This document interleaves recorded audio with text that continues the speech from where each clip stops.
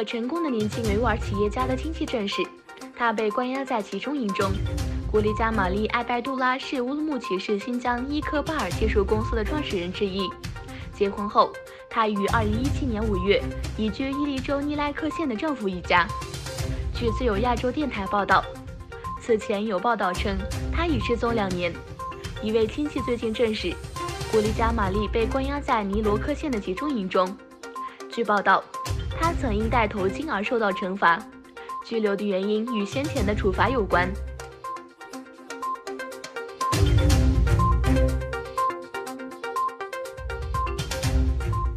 哈萨克斯坦总统托卡耶夫否认了中国在东突厥斯坦针对维吾尔和哈萨克人的镇压政策。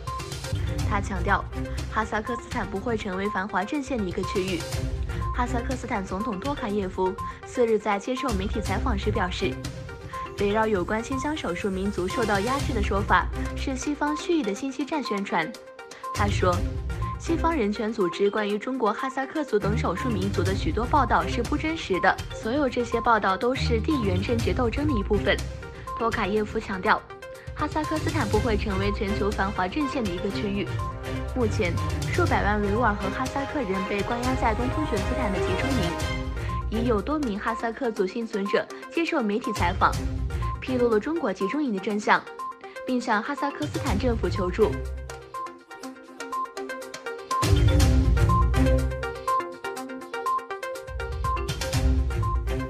美国和伊朗关系持续紧张之际，华盛顿又准备在军事部署上发力。美国《华尔街日报》报道称，当地时间12月4日，华盛顿多名官员表示，特朗普政府正考虑大幅扩大美国在中东的军事部署，包括增加数十艘军舰、更多军事装备，以及增派1.4万名士兵以抗衡伊朗。预计特朗普将在12月内就最新部署做出决定。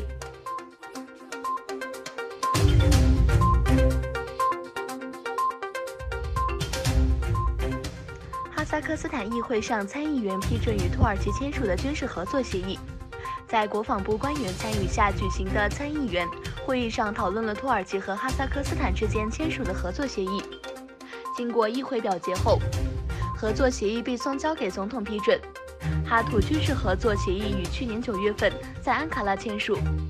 目的是在两国平等互利原则基础上，进一步发展两国之间的长期军事合作。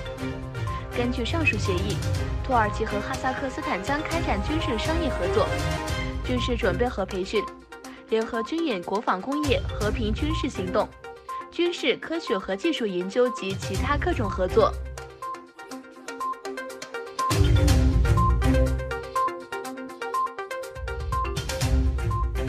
法国多家工会发起的反政府退休改革罢工游行12月5日起步，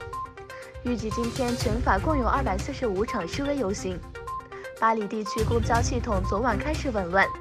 今天全国铁路公交进一步瘫痪。马克龙预计下周公布改革细则，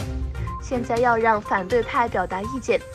由于马克龙的退休改革方案被认为可能危及到公营部门员工的利益，因此这次法国公交、学校、医院、消防、清洁等公营部门参加罢工的人众多。黄背心之前宣布参加这次示威，增加了出现暴力的风险。